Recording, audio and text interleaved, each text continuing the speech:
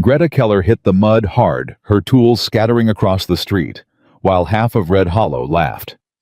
A grown man had shoved a lone woman into the dirt, and not one soul stepped forward because she was foreign. She was alone, and the whole town had already decided she was nothing. She rose anyway, gathered her hammer with bleeding fingers. Then a shadow fell over her, and a low voice said the words that would silence every mouth on that street. If you believe worth is built, not given, subscribe and stay with me to the very end, and tell me in the comments what city you're watching from, so I can see how far Greta's story travels tonight. The stagecoach didn't slow. It rolled through Red Hollow in a fit of dust and rattling wood, and the driver flung Greta Keller's trunk off the back before the wheels had even stopped turning. "End of the line, miss," he called, and he didn't look back. The trunk struck the dirt and split its latch. Her tools spilled a chisel, a plain 3 files wrapped in oilcloth, a handsaw with a birchwood handle her father had carved before she was born. They lay in the street like something spat out. Greta stood over them a long moment. She did not cry. She had learned on the crossing over that crying got a person nothing but sore eyes and less water. "You dropped your knittin' sweetheart," a man drawled from the livery porch. There were 4 of them there in the shade cards laid out on a barrel between them. The one who'd spoken had a mustache gone yellow at the corners, and a way of looking at a woman like she was a horse he might or might not buy. Greta knelt and began gathering her tools. She wiped each one on her skirt before she set it back in the trunk. Slow, careful, the way her father had taught her. "I'm looking for work," she said. Her voice came out even though the accent bent every word. "Honest work. On a ranch or a build. I am a joiner. A carpenter." The men laughed, all 4 of them at once, like she'd told a joke. "A carpenter," the yellow mustache man repeated. He stood hitched, his belt came down off the porch. "You hear that Amos' little foreign gal says she's a carpenter?" "I heard it, Silas," said Amos, who did not stand. "What is funny?" Greta said. It wasn't a question. She kept wiping her chisel. "What's funny," Silas said, "is you standing here in a busted dress with your pa's tools, thinking any man in this territory's gonna put a hammer in a woman's hand. Where you from, honey? You talk like you got rocks in your mouth." "Bremen," Greta said. "Germany, Germany." Silas grinned at the others. "We got ourselves a genuine German. Come all this way to fix our roofs." He crouched down in front of her uninvited, close enough that she could smell the whiskey on him at 10 in the morning. "Tell you what. You want work, I got work. My missus needs her wash done. 2 bits a load. That's about the top of your trade, ma'am." "I do not wash clothes for money," Greta said. "I build. I have built stables, a church door, a staircase that turns. A staircase that turns." Silas laughed again, and this time he reached out and flicked the brim of her bonnet, knocked it crooked. "You hear this one, boys. She built a church door." Greta caught the bonnet before it fell, set it right, kept her eyes down on her work because she had learned that too, that a man like this wanted your eyes so he could feel large in them, and she would not give him that. "Don't got much to say now, do you?" Silas said. "I have said what I came to say," Greta answered. "I am looking for work. If you have none, I will ask elsewhere." "Elsewhere." Silas straightened. Something in his voice had gone flat, the humor draining out of it the way weather turns. "Little girl, there ain't an elsewhere in Red Hollow that's gonna take you. This here's my town. My brother owns the freight. My cousin runs the mercantile. And I'm telling you, ain't a decent man for 40 miles gonna hire a woman who wanders in off a stage with no husband, no kin, no letter, and a story about turning staircases." He nudged her trunk with his boot. Not hard, just enough. "So you can wash or you can climb back on the next coach. That's the whole menu." "There is no next coach until Thursday," Greta said. "I asked the driver." "Then I reckon it's gonna be a long few days for you, ain't it?" She looked up at him then, just once, just long enough to say, "I have had longer." And it was the wrong thing to say, or the right thing said to the wrong man, because Silas's face changed. He didn't like being answered.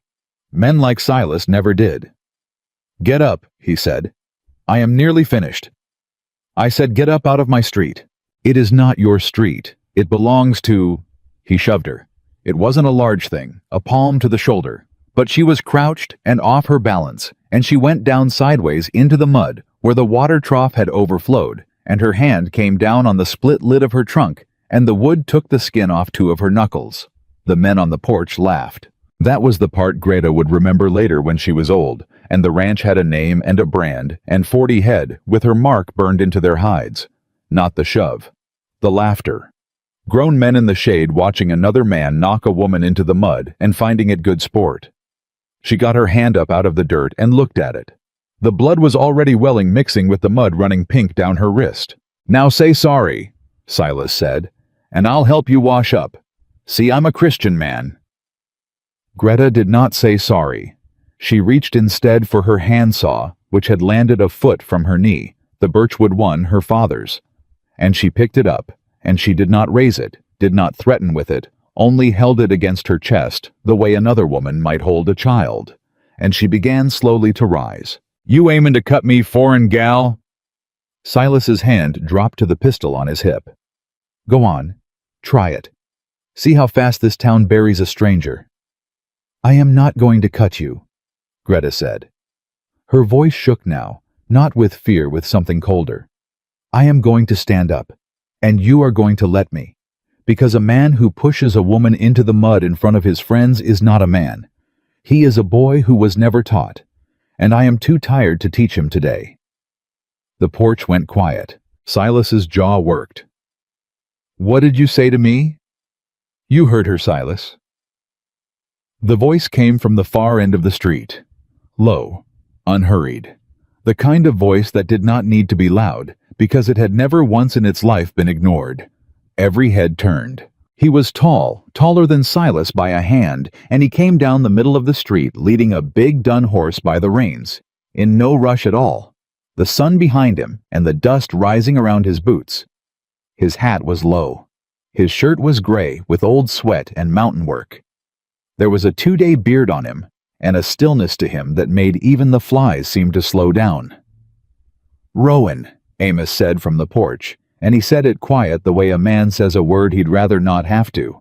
"Caleb Rowan," Silas said, and he took his hand off his pistol, and that told Greta everything she needed to know about who this man was. "This ain't your business." "Woman's bleedin' in the street," Caleb Rowan said. He didn't stop walking until he was close. "Reckon that's every man's business who calls himself one." "She's a stranger, foreign, come in here givin' lip." "She's sittin' in the mud," Caleb said, "'cause a fella twice her size put her there. That the version you gonna tell it in church Sunday, Silas?" He tied his horse to the rail, slow, deliberate. A man who did not do anything fast, because he had never in his life needed to. "Or you want to try the true one?" Silas said nothing. Caleb crouched down in front of Greta. Not close the way Silas had been close. He kept his distance the way a man does with a spooked animal or a person who's been handled rough and might not know yet that he means no harm. "Ma'am," he said, and touched the brim of his hat, "you hurt bad." Greta looked at him. She was still holding the saw against her chest. "It is my hand," she said. "It is not deep." "That your pa's saw?" She blinked. "How do you—" "Handles carved by somebody who loved you. Man don't carve a handle like that for money." Caleb nodded at it, and something passed over his face, quick gone before she could read it. "Good steel. German." "Yes," Greta said, surprised. "Solingen steel. My father." "Best there is." Caleb stood, and he put out his hand. Not to take the saw. To help her up. "Come on out of the mud, miss. Ground ain't done you any favors today." She looked at the hand a long moment. It was a large hand, scarred across the knuckles, one finger crooked where it had been broke and set wrong. A working hand. She had learned to read hands the way some women read faces, and this one told her the man had never in his life asked another soul to do what he wouldn't. She took it. He pulled her up easy and let go the second she had her feet, and stepped back to give her room. And that too, Greta noticed. "Now then." Caleb said, turning to the porch, and his voice hadn't changed at all. Still low, still slow. But there was iron under it now. Somebody want to tell me what a carpenter's doing, sitting in the mud in Red Hollow, while 4 grown men watch and laugh. She claims she's a carpenter, Silas said. She claims it. Caleb looked at the split trunk.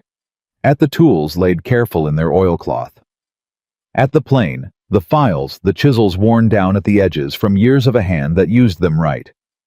He crouched again and picked up the chisel, turned it in the light, ran his thumb along the edge, careful the way only a man who knew tools would. Huh, he said. What? Silas said. Silas. Edge is honed to about 15 degrees. Steady. No chatter marks on the bevel.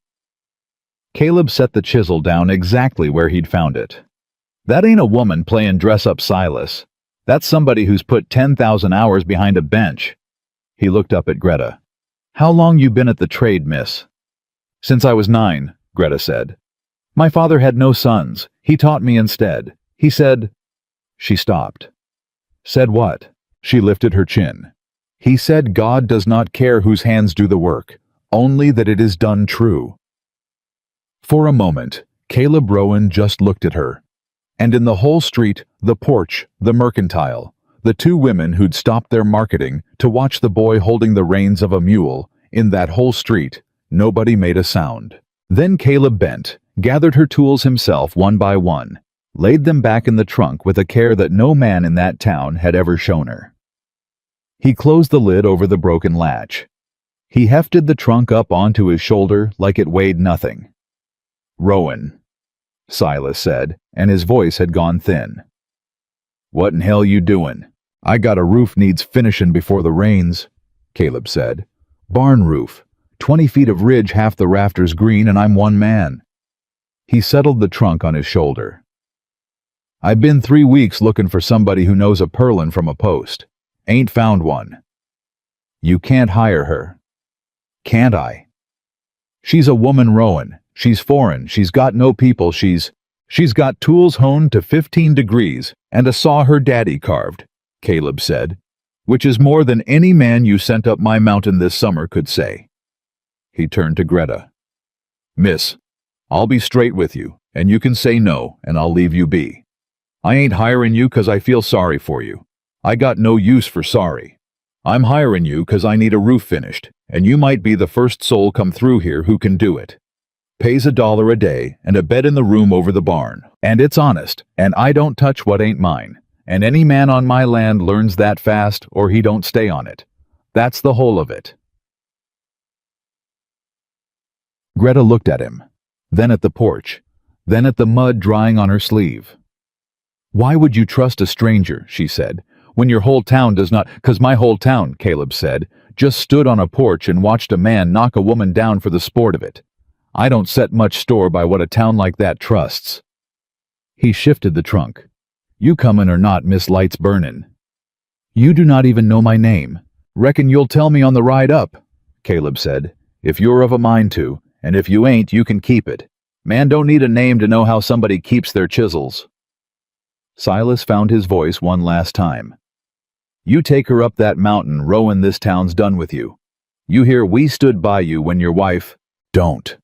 Caleb said the one word so soft it was worse than a shout. He did not raise his head. He did not clench a fist. He just went still all over the way the mountain went still before weather. Don't you finish that, Silas Boone. Not today. Not with her bleedin' 10 feet from you. Silas shut his mouth. Caleb turned back to Greta, and whatever had crossed his face was gone again, buried deep. Well, miss. Greta Keller looked at this tall, strange, quiet man who had come down the middle of the street and picked up her father's saw like it was worth something. She had crossed an ocean. She had buried her father in Bremen and sold everything but the tools and taken a ship in the belly-deep dark of steerage and a train and 3 stages, all to reach a country that had in the space of 1 hour thrown her in the mud and laughed. And here was one man, one holding her trunk on his shoulder, waiting. Greta, she said. My name is Greta Keller. Caleb Rowan. He touched his hat brim again, that same grave old-fashioned courtesy, exactly as he had the first time, like she was a lady and not a foreigner in a muddy dress. "Pleasure, Miss Keller. My horse'll carry your trunk. You'll have to walk till we clear town. I got no second mount. That's set right with you." "I have walked further," Greta said, "for less." Something moved at the corner of Caleb's mouth. It wasn't quite a smile, but it was close as the man came. "Reckon you have," he said. They were near out of town, the two of them walking with the dun horse between them and the trunk lashed behind the saddle when the woman stepped off the mercantile porch and into their path. She was broad and gray and dressed in black bombazine, and she planted herself in the road with the certainty of a woman who had never once in her life been told to move. "Caleb Rowan," she said, "you will not do this thing." "Mornin', Mrs. Pruitt." "Don't you mournin' me. I knew your mother. God rest her, she'd weep to see it." The woman's eyes cut to Greta up and down, and her lip curled. "A foreign woman, unmarried, living alone on a mountain with a widower. You know what they'll say. You know what they'll call her." "I know what you'll call her, ma'am," Caleb said. "I've heard your Christian charity before." "It isn't decent." "Decent." Caleb stopped the horse. He looked down at Mrs. Pruitt from under his hat, and his voice never rose not once, but the whole street could hear it. "Ma'am, I watched a man put this woman in the mud not 20 minutes gone. I watched your husband's card partners laugh about it. I watched you stand on that porch with your basket on your arm and not move 1 inch to help her up. He let that sit. So I reckon you and me got a different notion of what's decent, and I reckon I'll trust mine." Mrs. Pruitt's face went blotchy red. "The girl will ruin you." "The girl's gonna finish my roof," Caleb said, "which is more than this town's done for me since April." He clicked his tongue at the horse. "Step aside, Mrs. Pruitt. You're standing in the sun. Ain't good for a woman your age." She stepped aside. Greta walked past her chin-up mud on her sleeve and did not look at the woman, and did not need to because Mrs. Pruitt's stare was hot as a brand on the side of her face. They walked on. The town fell behind them board by board, until it was just the two of them, and the horse, and the long climbing road, and the mountains, standing blue and patient in the north. Greta was the one who finally spoke. "That woman," she said. She said, "widower." Caleb didn't answer right off. He walked 3-4 steps. "She did." "You had a wife?" "I did." Greta let it lie a moment. She knew the shape of that kind of silence. She had carried her own since Bremen. "I am sorry," she said. "I will not ask you of it. A person's grief is his own." Caleb glanced at her sidelong. Something surprised in it, as if he had expected her to pick at the wound, the way people always picked at it. As if her not asking was the strangest thing anyone had done to him in a long while. "Appreciate that, Miss Keller," he said quietly. They walked. "Your hand's still bleedin'." Greta looked at it. She'd tied it off with a strip torn from her petticoat. "It has stopped. It is nothing. I have had worse from a slipped chisel." "I'll wager you have." A pause. "There's a spring 'bout a mile on. Cold water. We'll wash it proper. Ain't smart to let a cut go dirty up here. Nearest doctor's the one you just left, and he's a drunk who charges by the tooth." Caleb shook his head. "This country'll heal you, or it'll kill you, and it don't much care which. Best not give it the chance." "You speak of it," Greta said, "like it is a person, the country." "It's more honest than most people I know," Caleb said. "It don't lie about what it'll do to you. Town'll smile and rob you. Mountain just tells you plain work or die." He looked out at the ridgeline. "I'll take the mountain." Greta considered that. "In Germany," she said, "my father built for a rich man once, a great house with towers and a room only for books. It took 2 years. When it was done, the rich man said the work was poor and paid my father half. There was nothing my father could do. The man had lawyers. The man had the magistrate to supper on Sundays." She wiped her cut hand absently on her skirt. "My father built that man a house that will stand 300 years, and the man cheated him, and everyone in the town said my father should be grateful for the half. That is why I came here. I was told in America a person is paid for the work, not for the name. Caleb was quiet a moment. Somebody told you wrong he said. You saw that in the street back there. Yes, but not all the way wrong. He nodded at the road ahead climbing. Up there past the ridge it's my land, and on my land the work is the thing. You finish that roof true, you'll get your $1 a day and a straight word from me, and no man'll lay a hand on you. That much I can promise. Down there. He tipped his head back toward town. I can't promise you nothing. Down there they'll always see the mud on your sleeve. Up here, I'll see the roof. Greta walked in silence a long moment. That, she said finally, is the first fair thing anyone has said to me in this country. Then I'm sorry it took so long comin', Caleb said. They stopped at the spring. Caleb held the horse while Greta knelt at the water and washed the mud and blood from her hand, and the cold of it stung and then numbed, and she flexed her fingers and found them all working. It is fine, she said. The chisel that made this scar. She showed him an old white line across her palm. That one I felt for a month. This is nothing. Caleb crouched, dipped his bandana, wrung it out, and held it out to her without a word. She took it and pressed it to the fresh cut. You'll want it wrapped 'fore you climb any ladders, he said. Split knuckle on a green rafter 30 feet up ain't a mistake a body makes twice. You have finished many roofs alone. I've finished everything alone, Caleb said, for near 4 years. He stood and looked north at the mountains. Wasn't always that way. Greta wrapped her hand and did not ask. And Caleb Rowan looked at this German woman kneeling at his spring, wrapping her own wound without a whimper. Not asking him the one question every soul in the county always asked. What happened to your wife Rowan? What happened up on that mountain? And something in his chest, some long-locked thing shifted a half-inch. Not open, just loose. You'll do, he said mostly to himself. What? Nothin'. He gathered the reins. Long climb yet, Miss Keller.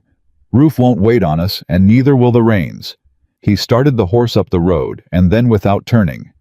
And for what it's worth, I don't reckon your daddy'd be ashamed. Man that cheated him ought to be. Not him, and not you. Greta stood very still by the spring. She had crossed an ocean and been thrown in the mud and laughed at by 4 men in the shade.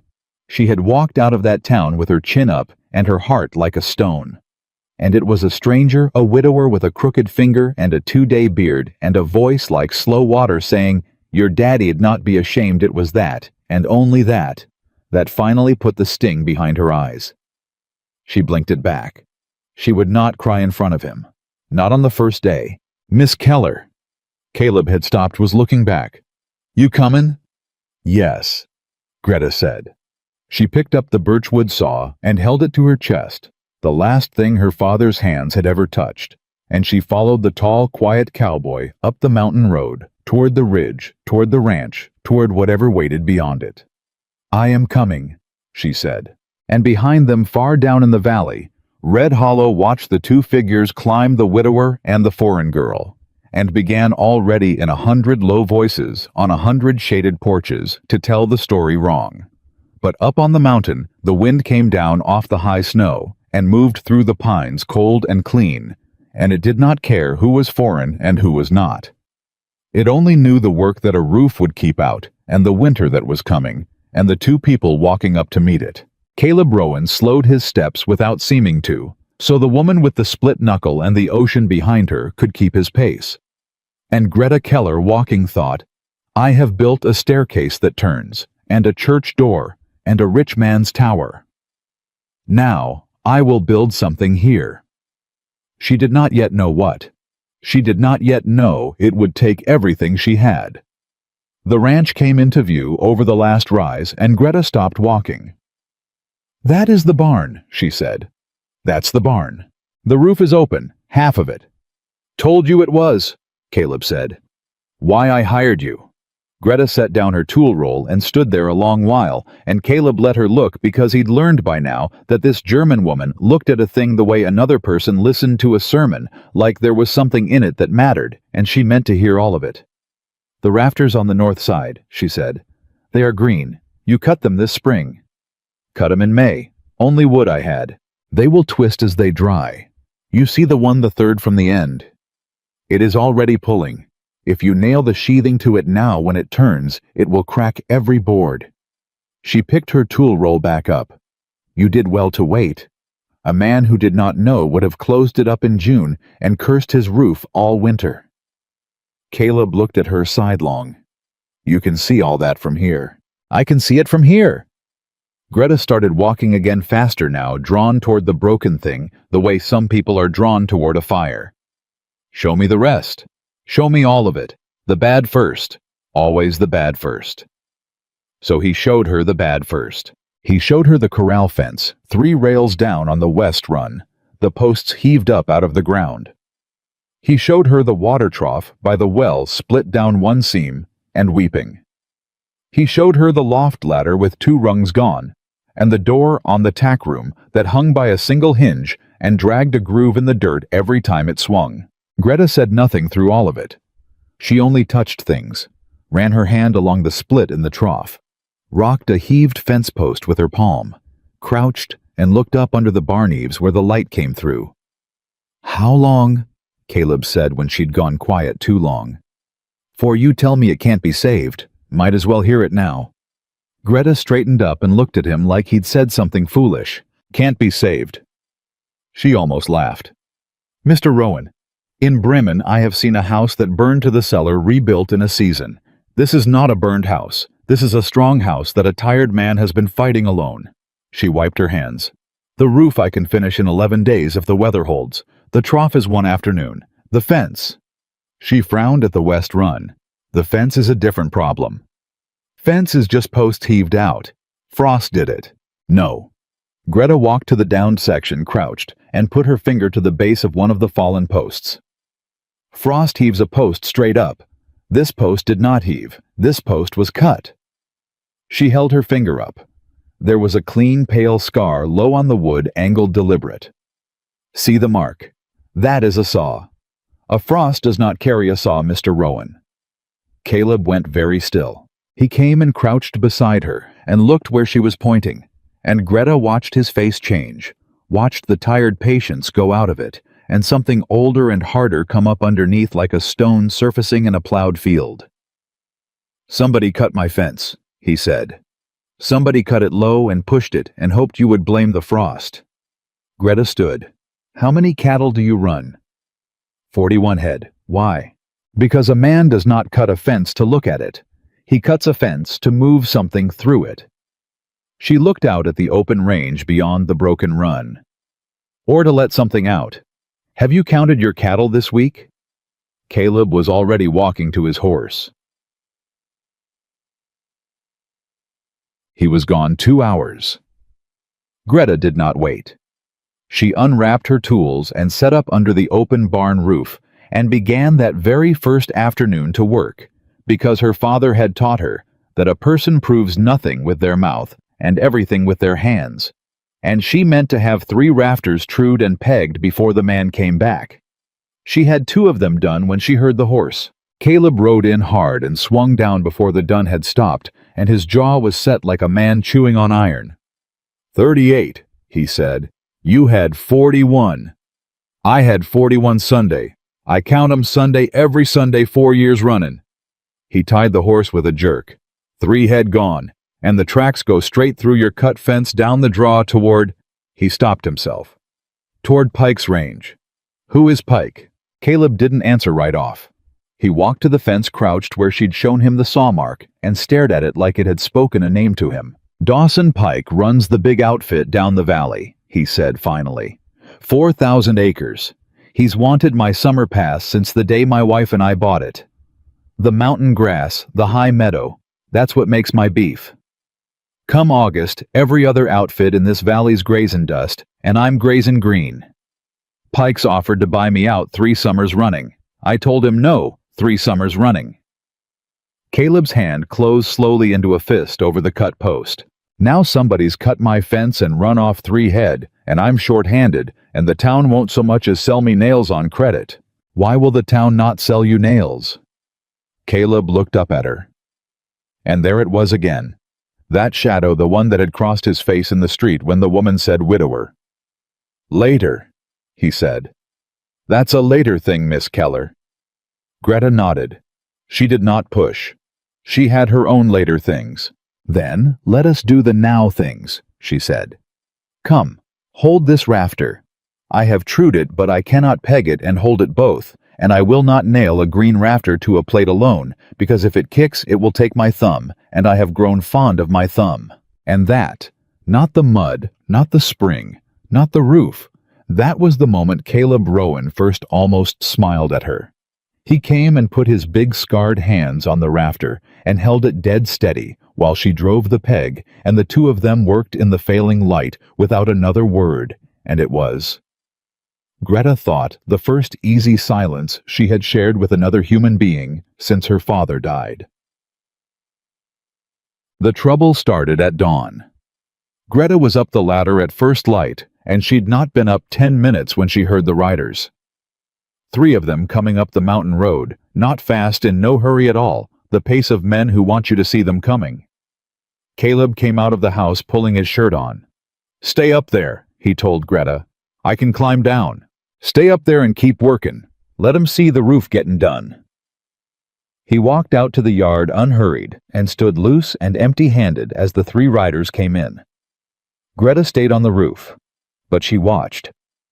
The man in front was heavy through the shoulders, well-dressed for range work, a silver band on his hat. The 2 behind him were the kind of men a rich man keeps. Rowan, the heavy man said. Pike. So this was Dawson Pike. Greta drove a nail slow quiet and watched. Heard you took on help. Pike's eyes went up to the roof to Greta and lingered there in a way that made her want to put the hammer through his teeth. The German gal. The one Silas Boone says come in off the stage with a story about turnin' staircases. Silas Boone talks a lot, Caleb said, for a man who put a woman in the mud and called it Christian. Pike smiled without any warmth in it. I come up neighborly, Caleb. Heard you lost some cattle. Thought I'd offer to keep an eye on your line, seeing as you're stretched thin. Man alone up here, well. Things happen to a man alone. Things sure do. Caleb's voice never moved. Found 3 posts on my west run cut low with a saw. Frost don't carry a saw, Pike. My new hand pointed that out to me. Got a good eye, that one. The silence that came down then was a different kind of silence. Greta felt it from the roof. Pike's smile stayed put, but his eyes went flat. You accusing me of something, Rowan? I'm telling you what a saw mark looks like, Caleb said. You can make of it what your conscience tells you, if you got one. One of the men behind Pike shifted his hand toward his hip, and Caleb's head turned to him, just turned slow, and the man went still. Now that's a mistake, Caleb said quietly. You don't want to finish making sun. Not in my yard, not this morning. For a moment nobody moved, then Pike laughed and lifted his reins. You're a proud man, Caleb Rowan. Always were. Your wife was proud too. Look how that... Caleb took one step forward. He did not raise his hand. He did not raise his voice. He took one single step, and Dawson Pike, 4,000 acres and 2 hired guns behind him, backed his horse up half a length. Ride off my mountain, Dawson, Caleb said, and send whoever cut my fence to do it himself next time so I can meet him proper. Pike wheeled his horse. You got till the first dry storm, Rowan? He called back over his shoulder. Then that pass is going to change hands one way or the other. Man can't hold ground, he can't work. Everybody in this valley knows it. His eyes went up to the roof one last time. And a foreign gal with a hammer ain't going to change the arithmetic. They rode off down the mountain. Greta came down the ladder. That man, she said, cut your fence and stole your cattle, and he came here to see if you knew. He came here to see if I'd break, Caleb said. He was watching the road where the dust of them still hung. He's been waiting 4 years for me to break. Ever since, he stopped. He'll wait a while longer. What is the first dry storm? Caleb looked at her. You'll know it when it comes, he said. Dry lightning off the peaks, no rain in it. First one usually hits late July. That's the danger season up here. One strike in the wrong draw, and the whole lower range goes up like a match. His jaw tightened, And Pike knows my lower fence line's the only thing standing between a grass fire and my whole herd. He cut it once already. Don't reckon he cut it to steal 3 cows. He cut it to practice. Greta felt the cold of that go down her spine. Then we fixed the fence, she said. Today. All of it. Every post. You got a roof to finish. The roof will not burn my cattle, Greta said. The fence will. First the fence, Mr. Rowan, then the roof. The bad first. Always the bad first. And Caleb Rowan looked at this woman who'd been in his employ not one full day, standing in his yard, telling him the order of his own work, and he did not argue. The bad first, he said. All right, get your tools. They fixed fence for 3 days. It was brutal work, worse than the roof hole after hole in ground, packed hard as fired brick, and Greta's hands, which she'd thought were as hard as hands could get, split and bled and hardened further. She did not complain. Caleb noticed that she did not complain, and he noticed that she worked past the point where a hired man would have quit, and he noticed that when she set a post, it went in plumb and stayed plumb, and he found himself on the second day doing a thing he had not done in 4 years. He talked, not much, but some. My wife's name was Sarah, he said out of nothing, driving a post while Greta held it. He said it the way a man tests ice with 1 foot. Case you were wondering. Case the town told you their version. Greta kept her hands steady on the post. I do not listen to the town. She wanted this land. More'n I did at the start. I was gonna go down to Texas, run cattle flat and easy. She's the one saw the mountain. Said the high grass was worth the hard work. Said Caleb, a thing that's hard to hold is a thing worth holdin'. He drove the post, drove it again. She was right about the grass. Best summer range in the territory. Pike's known it since before we bought it. Greta waited. She had learned that a man like this told a story at his own pace, or not at all. Fever took her, Caleb said. 4th winter. Doctor down in Red Hollow, the drunk one. The one I told you about, he wouldn't come up. Storm on road bad, and I couldn't pay him but half up front. His voice did not change, and that was the worst of it. How it did not change. So I rode down, and I offered him everything. My horse, my saddle. I got down on the floor of his office, and I offered him my hands. Miss Keller offered to be his hired man till the debt was paid, if he'd just get on a horse and come up my mountain. And he looked at me and he said, Caleb stopped driving the post. He said, she's likely gone already, Rowan. No sense me risking the road for a dead woman. Greta's hands tightened on the post. She wasn't gone, Caleb said. She lasted 2 more days. I dug the grave myself. Frozen ground. Took me most of a day. He picked up the maul again. Town knew he wouldn't come. Whole town knew, and not one of 'em rode up to help me nurse her, and not one of 'em came to the burying, and then... His jaw worked. Then they had the gall to talk. Said I'd let her die up here. Said a man drags a good woman up a mountain, that's what comes of it. Said I was cursed. Been saying it 4 years. He drove the post home with 1 hard stroke. So that's why the town won't sell me nails, Miss Keller. Not 'cause of anything I did. 'Cause it's easier for a town to call a man cursed than to look at what it didn't do. Greta let go of the post. It stood plumb and true. In Bremen, she said quietly, when my father was cheated of his pay, the town said he should be grateful for half. And I asked my father, I was 15. I asked him, how can they say this when they know it is wrong? And he told me something I did not understand until I was older.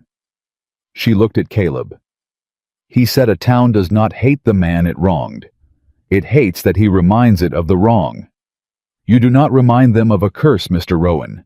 You remind them of a doctor who would not ride, and a street full of people who did not come. That is a heavier thing to carry than a curse, so they gave it to you instead. Caleb Rowan stood very still, the maul hanging from his hand. Nobody ever put it that way, he said. My father was a wise man, Greta said. He was cheated by a fool. Both things are true. She picked up her shovel. Next post. And Caleb, moving to the next hole, felt something he had not felt in 4 years, felt the terrible private weight of Sarah's death shift just slightly from a thing he carried alone toward a thing that one other soul on earth now understood. He did not have a word for what that was. He only knew that when they finished the West Run at sundown, he built a fire and cooked for two and set a plate in front of Greta Keller without being asked. And it was the first time in 4 years he had cooked for anyone but himself. Greta looked at the plate, then at him. "Thank you," she said. "Ain't much. Beans and side meat." "It is more than I have been given since Bremen," Greta said, and she meant the plate, and she meant more than the plate, and Caleb understood that she meant more than the plate. They ate in the easy silence. The town came for her on the 4th day. Greta was back on the roof, the fence finished, every post plumb, every cut post, replaced with green pine set deep, when she saw the wagon coming up the mountain road. A church wagon, 4 women in it, and a preacher driving, and the broad gray shape of Mrs. Pruitt, in her black bombazine, sitting up front like a figurehead on a ship. "Riders?" Greta called down.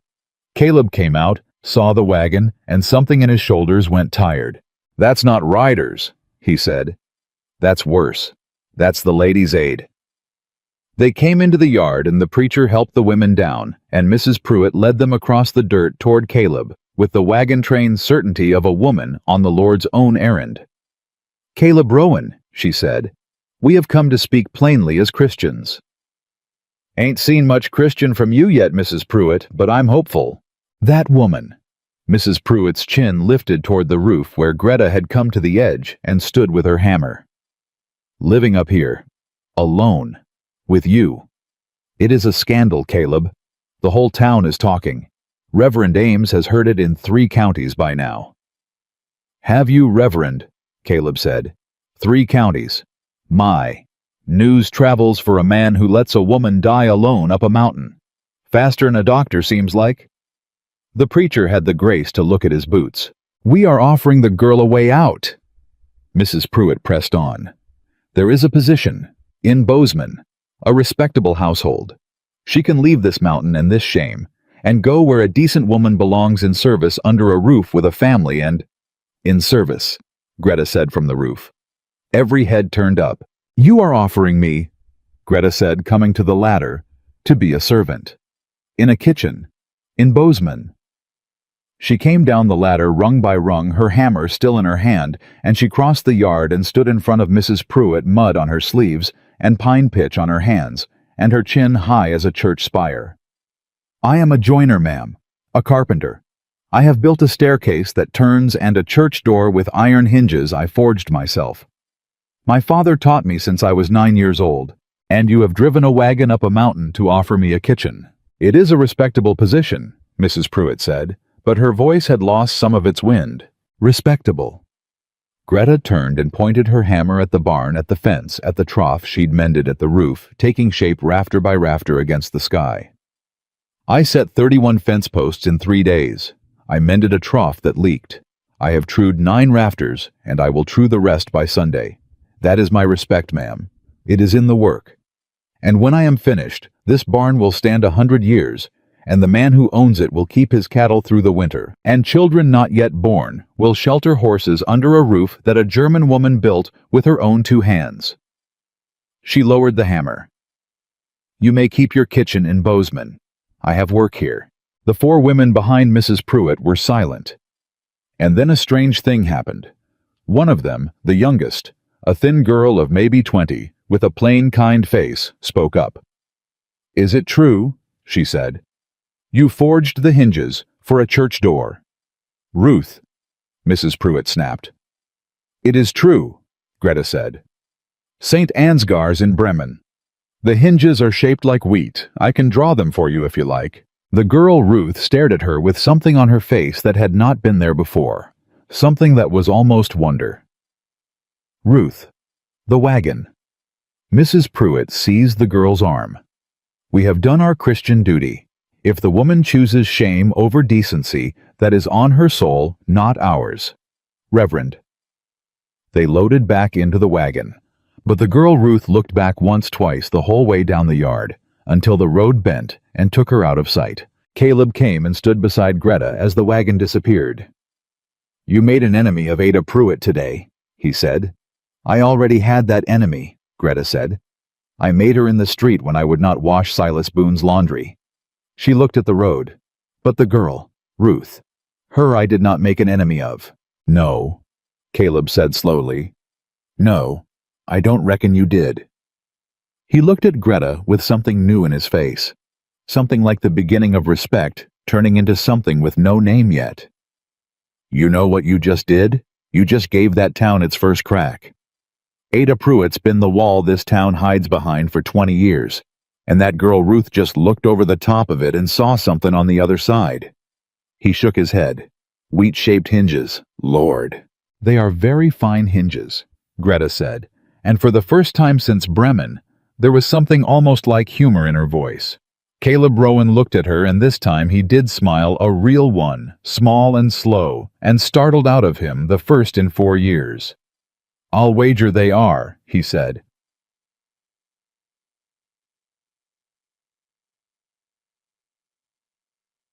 The fence was cut again 5 nights later. Greta heard it, a sound in the dark, a rhythmic rasp that she knew in her bones, because she had made that sound 10,000 times herself. The sound of a saw in wood. She was up in the loft room over the barn. She did not wake Caleb.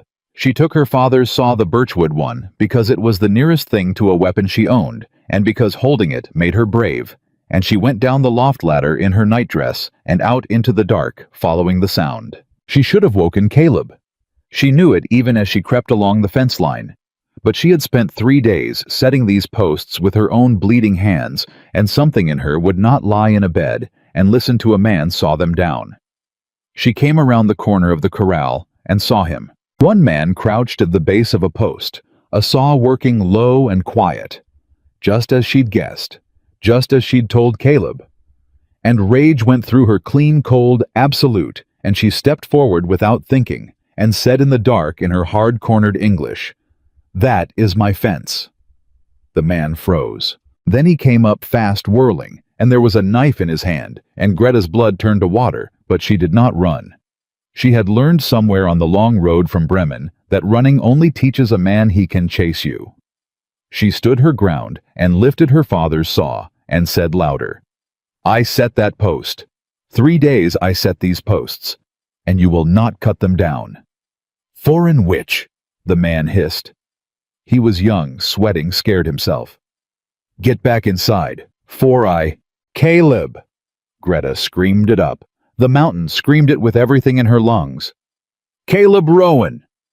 The man lunged, and the world exploded in sound and light, a rifle shot cracking off the peaks, and the man's knife spun away into the dark, and he fell back, clutching his hand and howling.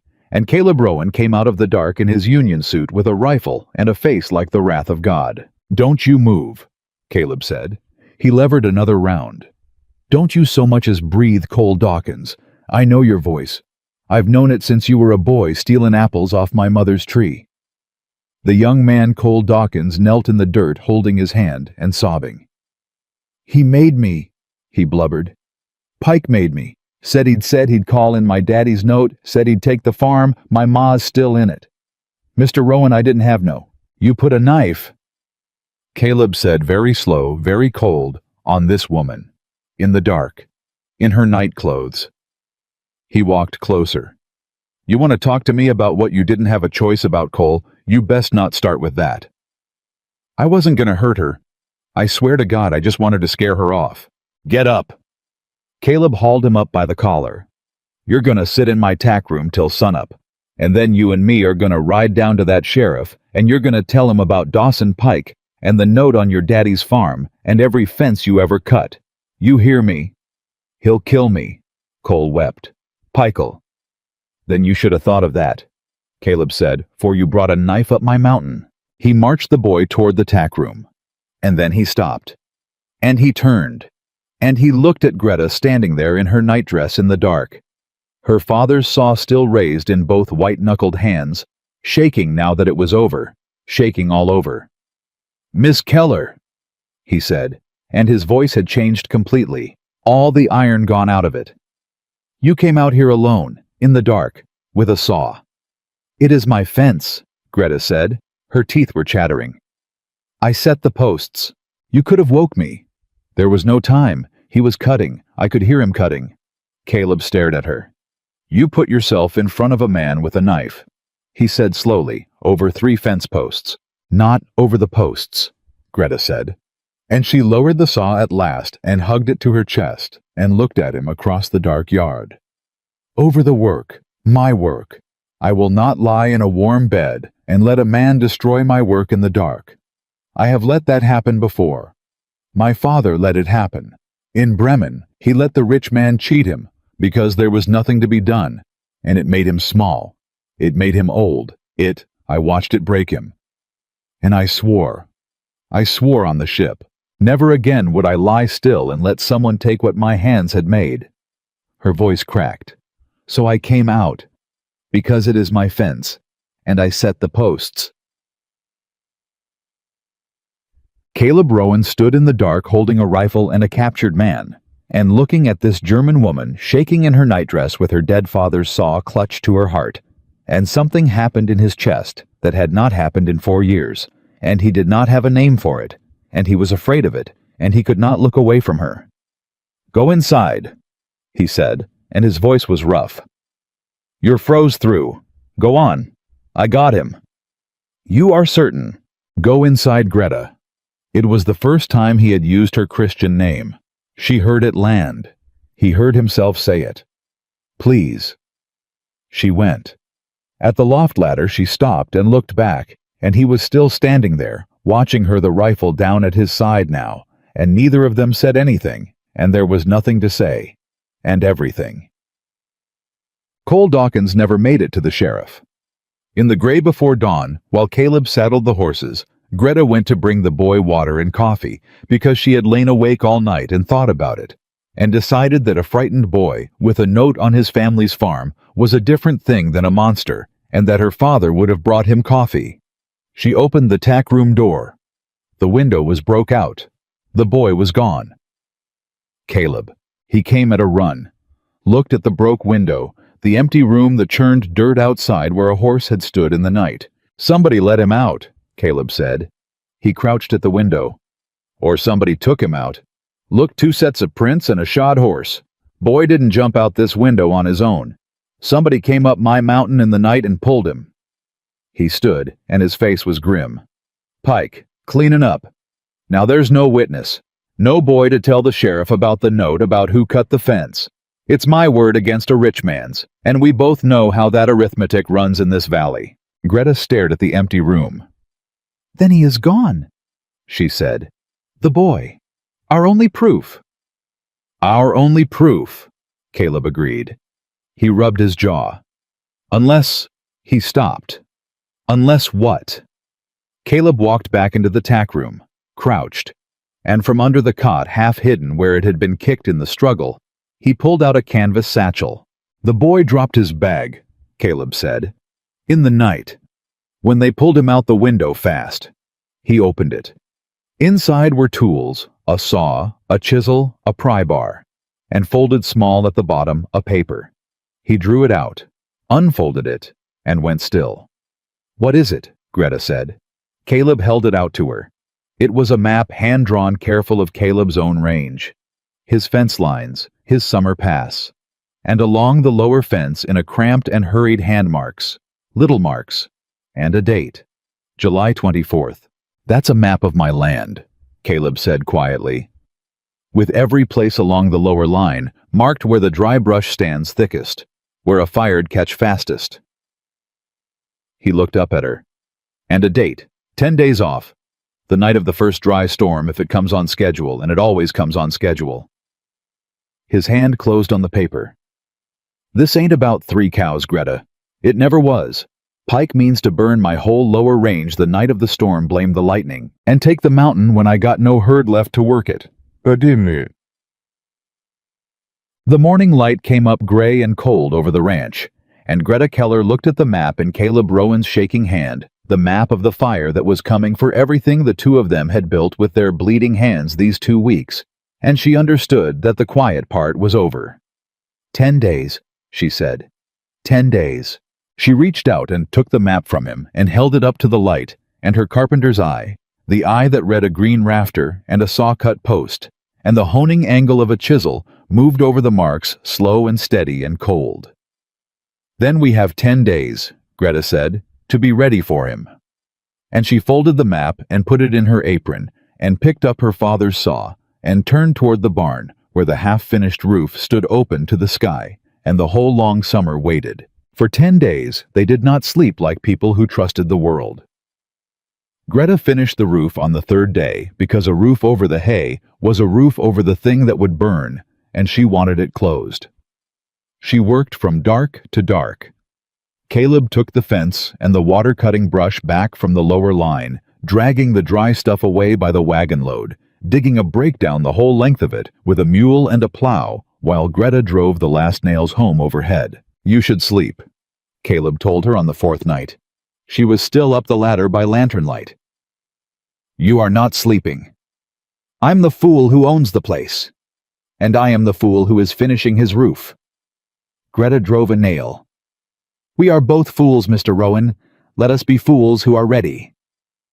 On the fifth day, Caleb rode down to the sheriff. He took the map. He came back with his jaw like iron. "He wouldn't hear it," Caleb said, swinging down. Sheriff Tull looked at the map and said a boy could have drawn it. Said without Cole Dawkins to swear to it, it's just paper. Said, his hand tightened on the reins. Said maybe I drew it myself, looking for a reason to shoot at Dawson Pike. Greta stood very still. "He said that to you." "He said that to me. In his office, with Pike's saddle horse tied out front." Caleb hurled his hat down in the dirt the first time she had ever seen him lose his grip on himself. "Pike owns him, owns the sheriff, owns the bank, owns half the notes in this valley. Cole Dawkins is proof of that. Boy's daddy owed the bank, and the bank is Pike, and that's how Pike made a decent farm boy come up here and cut my fence with a knife in his teeth." He picked the hat back up, slapped the dust off it. "There's no law up here, Greta. There's just Pike. That's the whole arithmetic."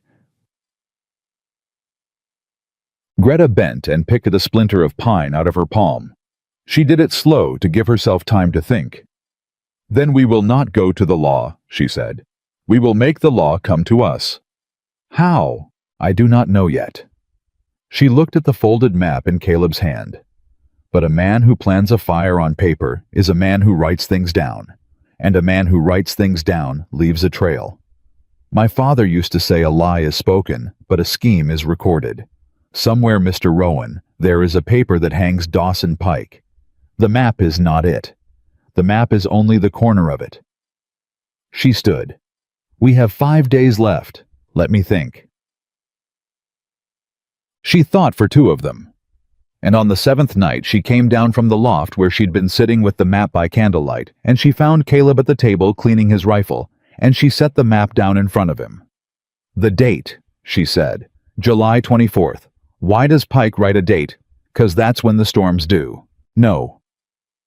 Greta sat. "A storm does not come on a day, Mr. Rowan. A storm comes when it comes.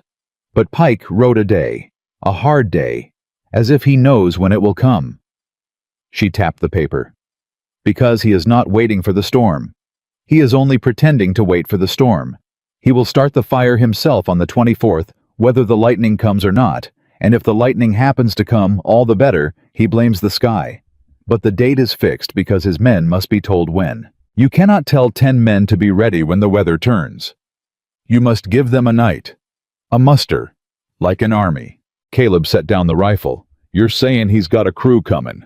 I am saying a fire that size set along a whole fence line so it catches everywhere at once. One man cannot set that. Cole Dawkins could cut a post. He could not burn a range. Pike will need 6 men, 8 riding the line dropping fire. And those men must be paid and told when and where to gather." Greta leaned in. "In Bremen, when a great house was built, my father kept a book. Every man, every day, every coin. Because you cannot run a crew on a promise. Dawson Pike is running a crew, Mr. Rowan. Somewhere he has a book." Caleb stared at her. "You want to steal Dawson Pike's ledger?" "I want to find it." Greta said. Stealing is a different word. But yes. She met his eyes. The map tells the sheriff nothing because a boy could draw a map. But a paybook with Pike's own hand listing the men and the date and the wage for a night's work on your fence line, that is not a thing a boy draws. That is a rope. And even a bought sheriff has to think twice before he ignores a rope. The candle guttered between them. Where'd he keep a thing like that? Caleb said slowly. Where does a rich man keep his most dangerous paper? Greta said. Not in a house where a wife or a servant might find it. Not in a bank where a clerk might read it. She looked at him. You said he owns the bank, but the bank is a public place. No. A man keeps the paper that could hang him close, in his own place, his office, on his own land. His ranch house is 4,000 acres deep with 15 hands on it. Then it is a hard thing, Greta said, but not an impossible thing. Hard is only a number of hours, Mr. Rowan. Impossible is a different word. She sat back. I did not cross an ocean to lose a mountain to a coward with a paybook. Neither did you. Let us go and get it. And Caleb Rowan looked at this German carpenter across his table. This woman who read a scheme the way she read a green rafter, who had turned his 10 days of dread into a plan with corners and edges, and he felt for the second time in his life the thing Sarah had made him feel when she first pointed at the mountain and said that one Caleb the hard one. You're something, Greta Keller, he said quietly. You know that. I am a joiner, Greta said. I fit things together. Men board schemes, it is all joinery. You find where the pieces meet, and you make them true. She stood and gathered the map, and there was a fire in her now that had nothing to do with Pike's fire. Get some sleep. Tomorrow we watch his ranch. We learn his men. And on the 23rd, the night before, while his crew is mustering for the fire, his house will be empty of the men who guard it. That is when we go in. They watched Pike's ranch for 2 days from the high rocks with Caleb's field glass, and Greta counted men the way she counted board feet, patient and exact, and by the second evening, she knew the shape of the place where the hands bunked when they rode out, which windows lit at night and which stayed dark. The dark window on the east end, she said, lowering the glass. It is lit only in the evening, and only for an hour, and then it goes dark, and the lamp moves to the bedroom. That is his office. A man works his books after supper and before bed. Every night, the same hour. Men are creatures of habit. Mr. Rowan, and a rich man most of all because no one has ever made him change. And on the 23rd, he rides out with his crew to set the fire the next night or to be near it to command it. The house empties. The office goes dark. And we go in through the east window which I have watched and which has a sash lock that any joiner can turn from outside with a thin blade in under a minute. She set the glass down. I have opened 100 stuck windows in my life. This is only one more. Caleb looked at her a long moment. If we're caught on Pike's land, he said, he don't need the sheriff. He's got 15 men and 4,000 acres, and nobody'd ever find where he buried us. You understand that? This ain't fence cuttin'. This is our lives. I understand it. Then why? Greta was quiet a moment. The wind came down off the peaks. Because I built your roof, she said finally. And I set your fence. And you cooked me a plate of beans when no one in this country had given me anything but mud. And I am tired. Mr. Rowan, I am so tired of watching the Silas Boones and the Dawson Pikes of the world take what honest hands have made, while the honest hands are told to be grateful for half. She looked at him. My father was told to be grateful for half. I will not be. Not again. Not here. Not on this mountain that I have bled into. Caleb Rowan looked at her, and he did not say anything, because there was nothing to say to that, and because the thing he wanted to say, he did not have the words for, and was afraid to find them. All right, he said. The 23rd. But the fire did not wait for the 23rd. On the night of the 21st, 3 days early, 2 days before their plan. Before they were ready, the dry storm came. It came the way Caleb had said it would. Dry lightning walking the peaks with no rain in it, cracking down out of a black sky, and Greta woke in the loft to the smell of smoke and the red glow in the low window, and Caleb's voice roaring up the ladder. "Greta! The lower line! It's a fire, Greta!" She was down the ladder in her nightdress in 10 seconds. Caleb was already saddling throwing tools in a sack, his face lit orange from the glow down the mountain. "Lightning!" she gasped. "No." Caleb hauled the cinch tight. Storm came early and Pike jumped it. He said it tonight, Greta, 3 days early, 'cause the lightning gave him cover, and he wasn't gonna waste it. It's caught in 4 places along the line already. I can see 4 fires from here. He swung up, and the wind's pushing it straight for the herd. If it jumps the break we cut, I lose every head I own before sunup. The cattle. Cattle are bunched in the lower draw. The fool things, they always bunch when they smell smoke. They'll run themselves into the fence and pile up and burn. He wheeled the horse. I gotta open the far gate and drive 'em up to the high meadow. It's the only ground the fire can't reach. But it's 40 head and 1 man, and they're already panicking. 2, Greta said. What? What? 2 men. She was already running for the corral for the second horse they'd bought a week ago, bareback, no time for a saddle. It is 40 head and 2 of us. Go, Caleb. Open the far gate. I will drive them to you from behind. Go. And Caleb Rowan looked down at this German woman swinging up bareback on a green horse in her nightdress, with a fire eating his mountain. And he did not argue, because there was no time, and because somewhere in these 2 weeks he had stopped believing there was anything this woman could not do. "High meadow!" he shouted, spurring off into the dark. "Drive 'em up the draw, and I'll gate 'em through, and Greta. He twisted back in the saddle.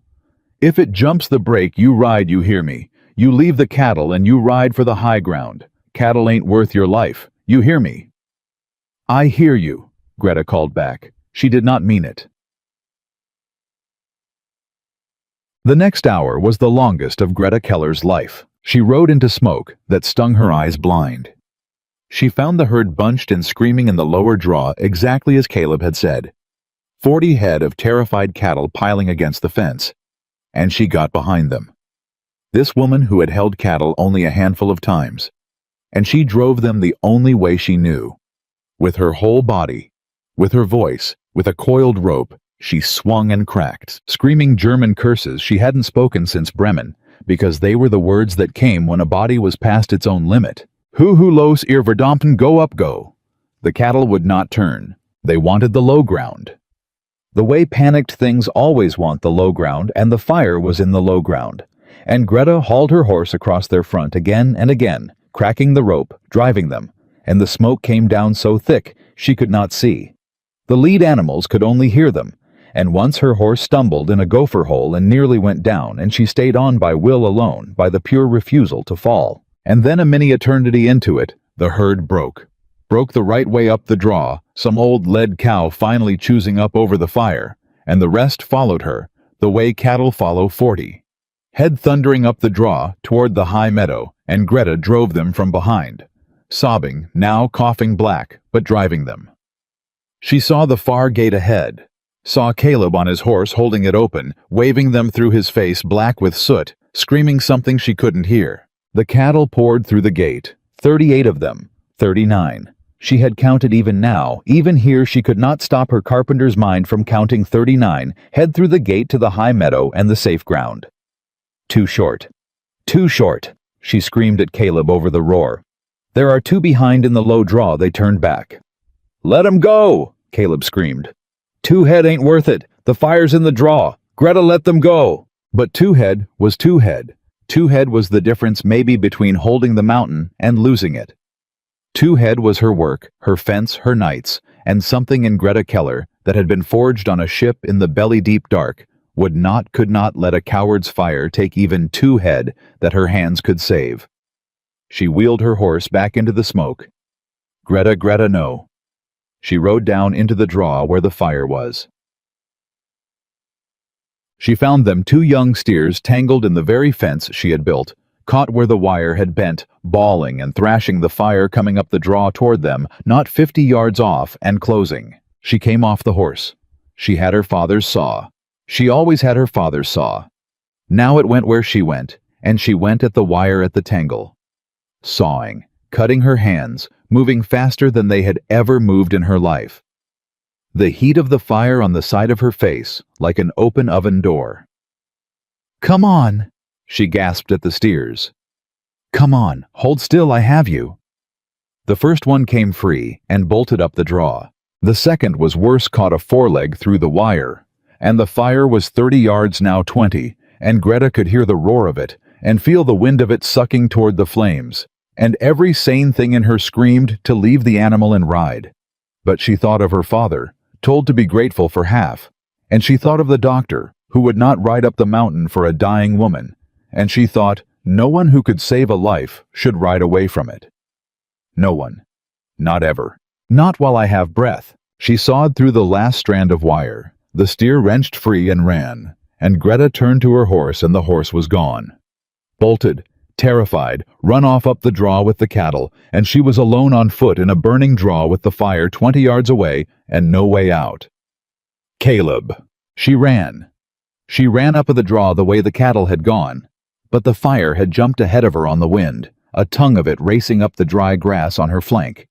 And she saw in one terrible instant that it was going to cut her off, that she was not going to make the high ground that she had ridden back for 2 steers, and it was going to cost her everything. And out of the smoke and the fire came a horse at a dead run. Caleb Rowan. He had ridden back down into the fire, down into it, after her. He came alongside her at the gallop without slowing, and his arm came down like the arm of God, and he caught her around the waist and swung her up in front of him in one motion that nearly tore her in half, and the horse never broke stride, and they went up the draw through a wall of heat with the fire licking at the horse's hocks, and Greta buried her face in Caleb's soot-black chest, and held on, and did not scream. And Caleb held her with one arm, and drove that horse up out of the fire, with the other up and up until they burst out over the top of the draw into the high meadow where the air was clean and the stars were out and the cattle stood milling and safe on the good ground. He reined in. The horse stood heaving and shaking under them. For a long moment, neither of them moved. Greta was pressed against him, both his arms around her now, and she could feel his heart slamming against her cheek, and her own, the two of them hammering out of time, and neither let go. "You went back," Caleb said. His voice was wrecked, ruined with smoke and something else. "You went back into it, for 2 head." "You went back," Greta said into his chest, "for 1 German." Caleb Rowan made a sound that was half a laugh and half something that broke. "Yeah," he said. "I reckon I did." And he did not let her go, and she did not want him to. And above them, the whole high meadow spread out clean and safe, with 40 head of cattle standing on it. 40. She had saved them all, every one, all 40. And below them, the fire ate the empty lower range, and found the break they had dug and cut and cleared for 10 days, and stopped. The break held. Everything they had built with their bleeding hands held. "It stopped," Greta whispered, watching the fire die against the black line of their break. "Caleb, the break. It stopped it.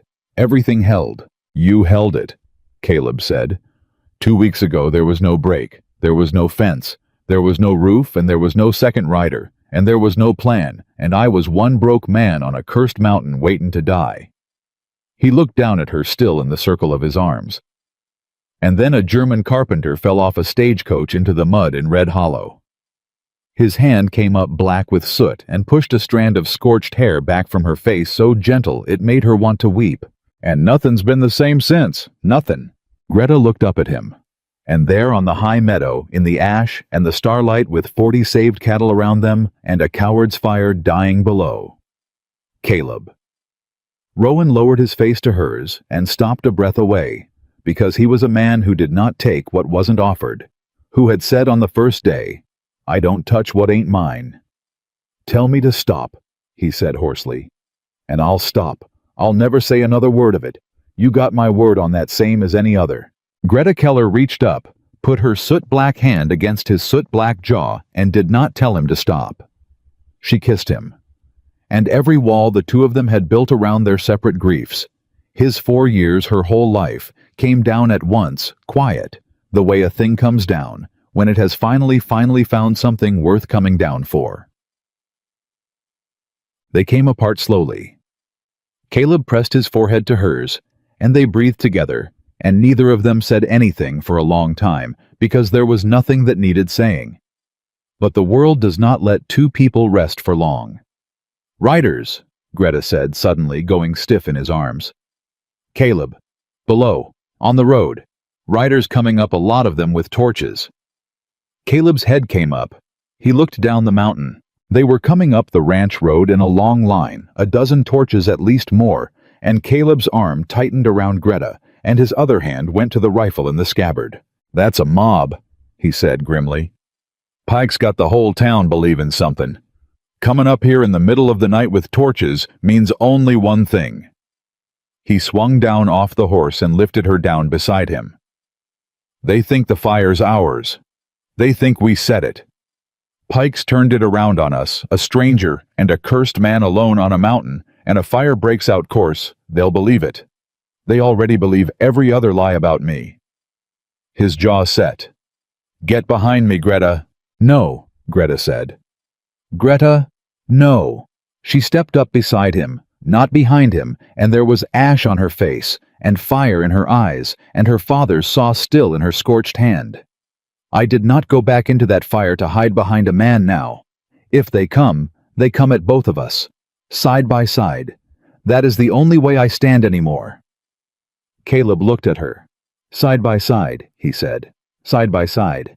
The riders came up into the yard, and the torches lit their faces, and at the front of them rode Dawson Pike, and beside him rode the fat gray shape of Sheriff Tull, and behind them half the men of Red Hollow and Silas Boone, and Greta's heart clenched even the preacher Reverend Ames, and near the back on a mule, the thin frightened face of the girl Ruth.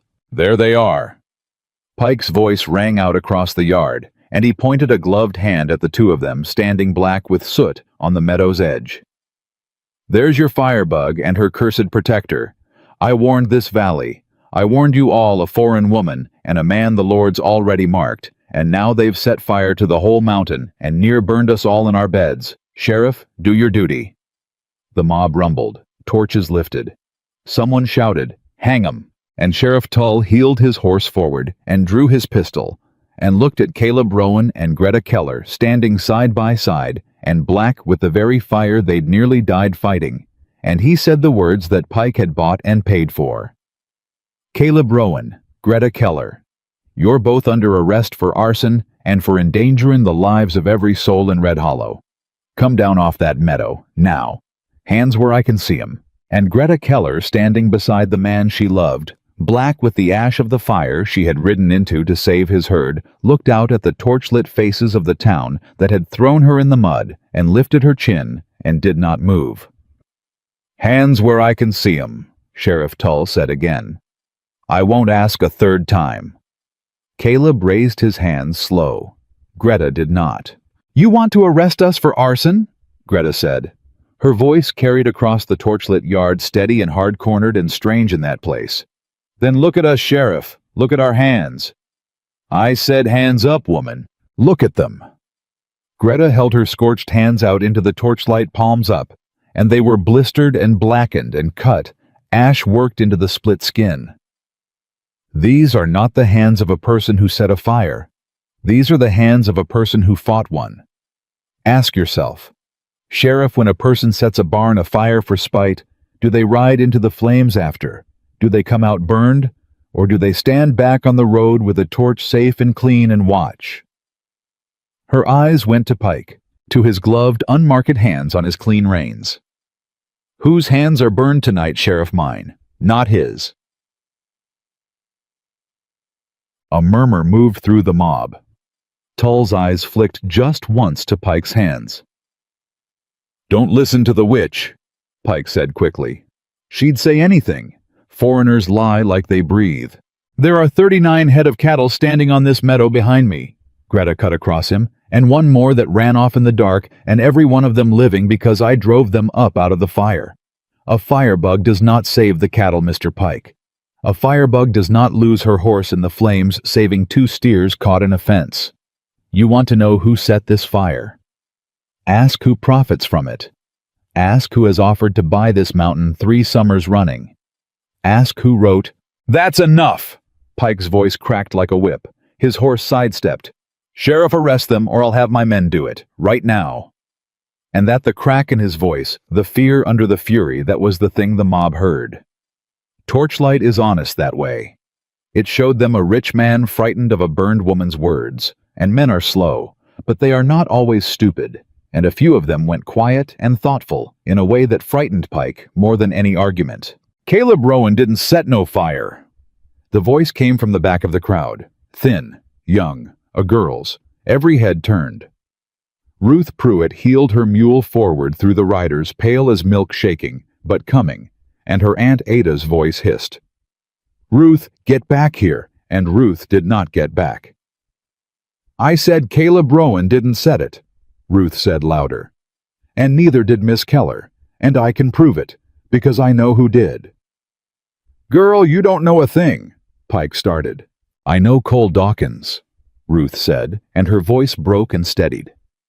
"I know him because we've been sweethearts since we were 14, and everybody in this valley knows it, but pretends they don't, 'cause his family's poor. And 3 nights ago, Cole came to my window in the dark, beat half to death, with 2 of Mr. Pike's men behind him, and Mr. Pike's men told him to get on a horse and ride to Texas and never come back, or they'd burn his mama's farm with her in it." Tears ran down her face, but her voice held. "And before they dragged him off, Cole told me the whole thing. That Mr. Pike made him cut Rowan's fence. That there was a plan to burn the lower range and blame the sky. That Mr. Pike had it all wrote down in a book. A paybook, Cole called it. With the names of every man, and the date, and the money." The yard went dead silent. Greta felt Caleb go still as stone beside her. "He's writing lies into a stupid girl's mouth," Pike said, but his voice had climbed thin now high. "Sheriff, she's a child in love with a criminal. She'd say anything." "July 24th, Ruth said. Pike stopped. "Cole said the date in the book was July 24th, Ruth said into the silence. "But then the storm came early 3 nights past, and Mr. Pike couldn't wait, so he moved it up. That's why the fire came tonight, and not on the 24th like the book says. Now how?" She looked around at the torchlit faces, at her aunt, at the sheriff, at the whole town. "How would I know a date that's still 3 days off, that's wrote in a book none of us has ever seen, unless somebody who saw the book told me?" "How, Mr. Pike, you explain that to these people. Explain how a girl on a mule knows the date in your book." Nobody moved. And Greta Keller, who had planned for 8 days to break into a house and steal a ledger she could not prove existed, understood in one shining instant that she did not need to. Because the ledger had just been proven to exist out loud in front of the whole town by a frightened girl on a mule. And the only man who could prove it didn't exist was Dawson Pike, and he had just gone the color of ash. "Sheriff Tull," Greta said quietly, "you are a bought man. Everyone here knows it. But you are not, I think, a stupid one, so think. In 1 hour, when the sun comes up, there will be 40 head of cattle standing saved on this meadow, and a fire break dug 10 days deep that stopped the flames dead, and 2 people burned to the bone from fighting it. And there will be a girl who knew a date from a book she never saw. And there will be a rich man with clean gloves who cannot explain any of it." She took 1 step forward. "Now, you can arrest us tonight on that man's word. And in a month when a federal marshal comes through, and one will come, Sheriff, because I will write to Helena myself, and to the territorial governor, and I will send them Ruth's testimony and the map we found, and a drawing of your face standing here. You can explain to him why you arrested the 2 people who put the fire out and let the man who set it ride home. Or," she let it hang, "you can do the other thing." Sheriff Tull sat very still on his horse. His pistol was still up, but it had drifted somewhere in the last minute until it no longer pointed quite at Caleb. "What map?" he said slowly. That was the crack that broke the dam. Caleb went into the house and came back with the canvas satchel, Cole Dawkins's satchel, dropped in the tack room the night he was taken, and he pulled out the map and held it up in the torchlight, and even at a distance, the mob could see it. Caleb's range, his fence, the marks along the lower line where the brush stood thickest, and the date in a cramped hand. July 24th. Boy dropped this the night Pike's men pulled him out my tack room window, Caleb said, and his voice carried flat and true across the yard. Same night Ruth's telling you about. I brought it to you 6 days ago, Sheriff, in your office, and you told me a boy could have drawn it and sent me home. He lowered the map. Reckon it don't look like a boy drew it now. Not with a girl swearing to the very date that's on it who never laid eyes on it in her life. Let me see that. Tull heeled his horse forward and took the map. He looked at it a long time.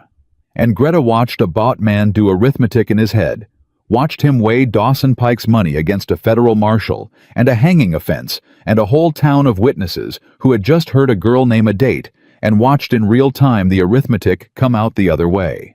That's my land drawn there, Dawson, Tull said slowly, not looking up from the map. Your neighbor's land, marked for burning. In a hand that looks a mighty lot like, he turned the map well, like a bookkeeper's hand. A man who's used to writing careful. A man who keeps books. Bill? Pike's voice had gone soft and dangerous. Bill Tull. You want to think real hard about your next move. You remember who holds the note on your brother's freight line. You remember who put you in that badge. And there it was said out loud in front of the whole town. The threat. The proof of the ownership. Pike, rattled past his own cunning, had just confessed the leash in front of 40 witnesses. The murmur in the crowd rose to something uglier now, and it was not aimed at Caleb and Greta anymore.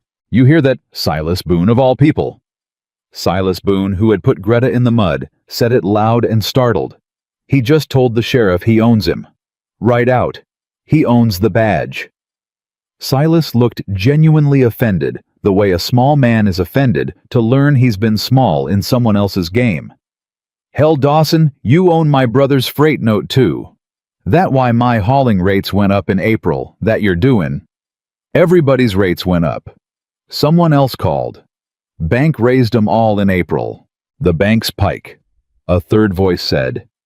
The bank's always been Pike. The torchlight mob which had come up the mountain to hang a foreign woman was turning in front of Greta's eyes into something else. A crowd of men who were realizing one by one in the ugly, honest light of their own torches that the fire on the mountain and the notes on their farms and the rates at the bank were all the same hand, and that the hand was not Caleb Rowan's. Pike saw it too. Enough, he said, and his hand went to his coat. Pike's got a gun. Caleb moved faster than Greta had ever seen him move. He shoved her down and behind the horse and came up with his rifle already at his shoulder, and his voice cut across the yard like the crack of the fire itself. Don't. Just the one word. Don't you clear that coat, Dawson. You draw on me in front of the whole town, and 40 men'll swear they watched you do it, and then it won't matter who owns the sheriff. Take your hand away from your coat. For one long, terrible heartbeat, nobody breathed. Dawson Pike. 4,000 acres and 15 hands, and a bought sheriff, and a whole valley in debt to him, sat on his horse in the torchlight, with his hand inside his coat, and Caleb Rowan's rifle steady on his chest, and 40 of his own neighbors watching, and he understood at last that the arithmetic had turned all the way over, and that there was no number of acres that could carry him out of this yard. He took his hand away from his coat. Sheriff, Caleb said, rifle never wavering. Your prisoner's the one with the clean gloves, not the two of us with the burned hands. You gonna do your job, or you want to explain to the marshal why you didn't? Bill Tull sat there with the map in one hand and his pistol in the other at the exact center of his life, and he made his choice. He turned his pistol on Dawson Pike. Dawson Pike, Tull said, and his voice shook only a little. You're under arrest. Arson, and attempted murder, and he swallowed, and God knows what all else once a marshal opens your books. He looked almost sick with it, a man cutting off his own leg to save his life. Boys, take his gun, and somebody ride down and open the jail. Pike's own men did not move to defend him. That was the moment it was truly over, when Pike looked to his hired guns, and his hired guns looked at 40 angry neighbors, and a sheriff's drawn pistol, and a rifle in Caleb Rowan's steady hands, and did the arithmetic themselves, and stayed where they were. A bought man is only bought as long as the buying holds. The buying had just stopped holding. They took Dawson Pike off his horse. He did not go easy, but he went. It should have ended there.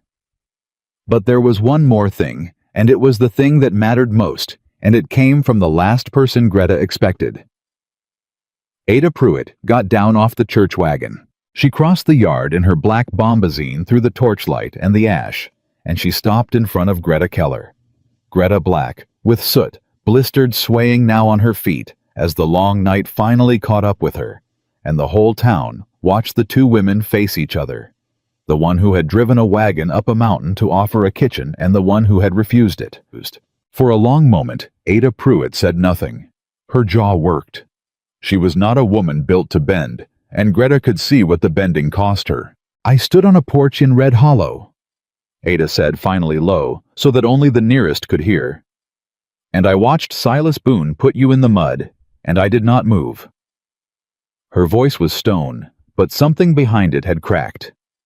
"And 4 years ago, I stood in that same town, and I did not ride up this mountain when Sarah Rowan was dying, because the road was bad, and it was cold, and it was easier not to. And I have called this man cursed for 4 years to keep from calling myself a coward." She stopped. Her chin trembled once and went still. "My niece just did the brave thing I have never once done in my life, in front of everyone. On a mule." She looked at Ruth, then back at Greta, and her old hard eyes were wet. "I do not know how to say I was wrong, Miss Keller. I have never learned the words, but I brought a wagon, and it's full of nails and feed and timber and every jar of preserves in my cellar. I loaded it to shame you off this mountain." She drew a breath. "I'd like to unload it to help you keep it, if you'll let an old fool do that much." Greta Keller looked at this woman who had been her enemy since the first hour in the street.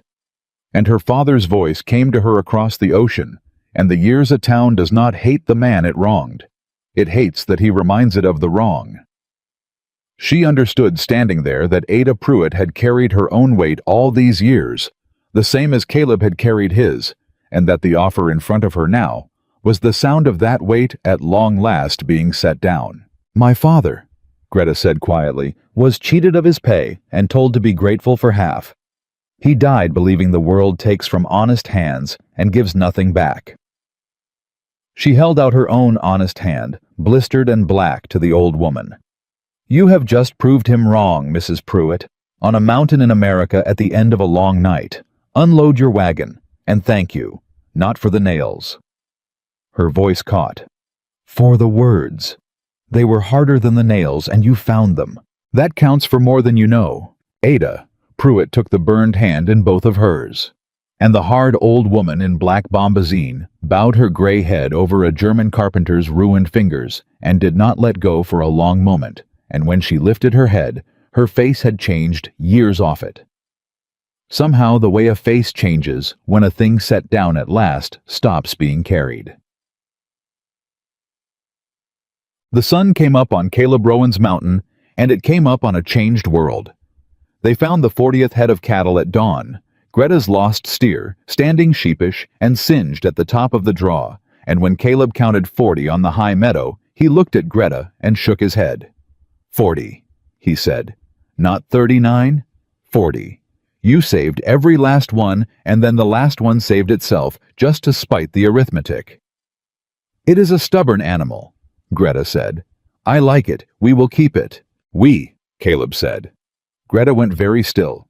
She had not meant to say it. It had just come out the way true things do when a person is too tired to guard them. I only meant... I know what you meant, Caleb said quietly. The town did not go back down the mountain that morning. That was the thing Greta would remember. They stayed. Silas Boone. Silas Boone, who had flicked her bonnet and shoved her into the mud, climbed up onto the barn roof and started nailing sheathing to the rafters. She'd trued clumsy, but willing, and when she climbed up to correct his work, he took the correction from a woman without one word of complaint, because a man who has watched that same woman drive 40 head out of a fire does not have much left to say about who should hold a hammer. The preacher, Reverend Ames, mended the corral gate. Ruth and two other girls hauled water and fed the cattle. Ada Pruitt organized the whole thing from the yard like a general, and by noon the ranch that had been half broken and cursed and alone was full of the sound of a town at work. Greta stood in the yard in the middle of it all, swaying with exhaustion, and Caleb came and stood beside her, and they watched their enemies mend their ranch. "Your father," Caleb said. "The one who died believin' the world takes from honest hands." "Yes, he was wrong about America," Caleb said. "But he was right about one thing, a thing that's hard to hold." He looked at the mountain, at the high meadow, at the 40 head of cattle, and the town at work, and the woman beside him is a thing worth holdin'. He was quiet a moment. "Sarah used to say that, word for word. I never thought I'd hear it be true a second time." Greta looked up at him. "You do not have to say her name carefully around me," she said. "Sarah, she is part of this mountain. She saw the high grass before anyone. I would have liked her, I think. She had good judgment, she chose you." A tired, crooked, almost smile. Bad taste in easy country, good taste in men.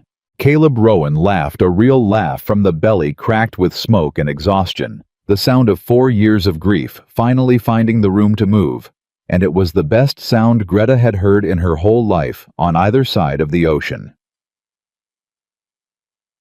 That evening, when the town had finally gone back down the mountain and the ranch stood quiet, Greta climbed the ladder to the loft room to sleep, and she stopped at the top. Someone had been in her room, not to take anything, to give. The window that had been small and cracked was gone, and in its place, Caleb had cut and framed a proper window-wide true. The sash squared and plumbed the very joinery she herself would have done, and it faced north out toward the ridge and the high meadow and the mountains standing blue in the last light. He had built it while she slept off the fire that afternoon. She could see his work in it, careful and honest, a little rough where hers would have been fine but plumb. True, and on the workbench beneath it beside her father's saw sat a tin cup of coffee gone cold now. Left there hours ago by a man who did not know how to say a thing out loud, and so had said it the only way he knew. A repaired window. A cup of coffee. Silent help. Greta stood in the doorway and understood all at once and completely everything Caleb Rowan had never once said to her in words. She went to the window and put her blistered hand flat against the true squared frame he had built for her. And she looked out at the ridge going gold, and for the first time since Bremen, for the first time since she had stood over her father's grave, and sold everything but his tools, and crossed an ocean into the belly-deep dark, Greta Keller did not feel alone. Behind her in the doorway a floorboard creaked. She did not turn around. "You built me a window," she said. "Old one didn't face the ridge right," Caleb said. "Figured you'd want to see the meadow, where the cattle are." A pause. "Your cattle. You saved 'em. Man ought to be able to see what he saved." "And the coffee?" Another pause. Longer. "Coffee's just coffee," Caleb said gruffly. Greta turned around then. And she looked at this tall, quiet, weathered mountain cowboy standing in her doorway with his hat in his hands. This man who had come down the middle of a street to pick her father's saw up out of the mud, who had ridden into a fire for one German who could not say a single word of what was in him, and so had cut her a window to the ridge and left cold coffee on her bench, and Greta Keller, who read hands the way other women read faces, read his at last, all the way to the bottom. "No, Caleb," she said softly. "Coffee is not just coffee. Not from you. I know your language now. You do not speak it with your mouth. You speak it with your hands." She crossed the small room to him. A window, a plate of beans on the first night, an arm that came down out of the fire and would not let me burn. She stopped in front of him. "You have been telling me something for 2 weeks, Caleb Rowan, in every board you cut and every gate you held, and I have heard every word of it." Caleb stood there with his hat in his hands and could not speak. He started and stopped, and his jaw worked the way it did when the thing was too big for the words. "Greta, I ain't got the—" "I know," Greta said. "You do not have the words. You have never had the words, so let me have them for both of us this once." She reached up and took his rough face in her burned hands. "I am not going to Bozeman. I am not getting on the stage on Thursday. I am staying on this mountain with you, and we are going to hold this hard thing together because it is worth holding, and because—" Her own voice broke now, the first crack in her all night, "because I crossed an ocean, looking for a place where honest hands are paid for the work. And I did not find a place, Caleb. I found you, and that is better." And Caleb Rowan dropped his hat and pulled her in and held her against him in the loft room with the true squared window facing the ridge, and outside the last gold light fell across the high meadow where 40 head of cattle stood safe on the good ground, and neither of them said another word, because they did not need to. They had both at last come home. Thursday came, and the stagecoach left Red Hollow without Greta Keller on it. She did not go down to watch it go. She was on the barn roof at dawn, laying the last course of sheathing over the rafters she'd trued 3 weeks before, and when the far-off rattle of the coach carried up the mountain, she only paused hammer in hand and looked north toward the ridge for a moment, and then went back to work. Caleb watched her from the yard. "That's the Thursday coach," he called up. "The one you had a seat on." "I know which coach it is." "Last one till next week." "I know that too." Greta drove a nail. "Are you asking me something, Caleb Rowan, or are you just afraid I forgot the days?" Caleb almost smiled. "Just making sure you heard it leave." "I heard it." She sat back on her heels on the roof and looked down at him, and there was ash long washed off her now, but the burns still healing pink on her hands. "It left without me. It will leave without me every Thursday from now until I am an old woman on this mountain. Does that answer the thing you were not asking?" "Reckon it does," Caleb said, and he stood there in the yard a moment longer than he needed to, just looking up at the woman on his roof before he went back to the water line. The federal marshal came 11 days later. His name was Coburn, and he rode up from Helena with 2 deputies and a saddlebag full of paper, and he had come because a German carpenter had written 3 letters, one to the territorial governor, one to the U.S. Marshal's office, and one to a newspaper in Helena, and had enclosed in each a careful drawing of a hand-marked map, a sworn statement from a girl named Ruth Pruitt, and a plain accounting in a plain bookkeeper's hand of exactly how one man had come to own a valley. "You Greta Keller," Coburn said, swinging down in the yard. "I am." "You write like a lawyer, ma'am." He pulled her letters from his coat. 3 counties' worth of trouble in this envelope, all of it laid out so plain a blind man could follow it. Dates, names, the note on the Dawkins farm, the rates the bank raised in April. "I've opened investigations off less than half of this." He looked at her a beat longer. "Where'd you learn to build a case?" "I did not learn to build a case," Greta said. "I learned to build a staircase. It is the same thing. You find where the pieces meet, and you make them true, and you do not skip a joint because it does not show. A crooked joint that does not show is the one that brings the whole thing down." She wiped her hands. Dawson Pike skipped his joints. He thought the parts that did not show would hold. They never do. Marshal Coburn looked at her a long moment. And then he did a thing that no man in that valley had done to Greta Keller since she stepped off the coach into the mud. He took off his hat to her. "Ma'am," he said, "I've served 15 years in this territory, and I've met exactly 3 people I'd trust to lay a thing out straight and let the truth fall where it falls." He put the hat back on. "You're the 3rd. Now, let's go to town and open Dawson Pike's books, and let's see how deep this rot runs." It ran deep. Pike's ledger, the paybook, the one Cole Dawkins had named, and Ruth had sworn to, and Greta had planned for 8 days to steal, and never had to, was found exactly where Greta had said a frightened rich man would keep his most dangerous paper. In his office. On his own land. In a locked drawer close where no clerk could read it. And in it, in Pike's own careful hand, was every man he'd paid to cut a fence, or move a cow, or frighten a farmer, and the wage for each and the dates. July 24th. There it was, 3 days after the fire he could not wait for. And a dozen other dates going back 3 years. And a column of names that read like a confession, because half of them were men who, now faced with a federal marshal and their own signatures beside Pike's, told the whole truth to save their own necks.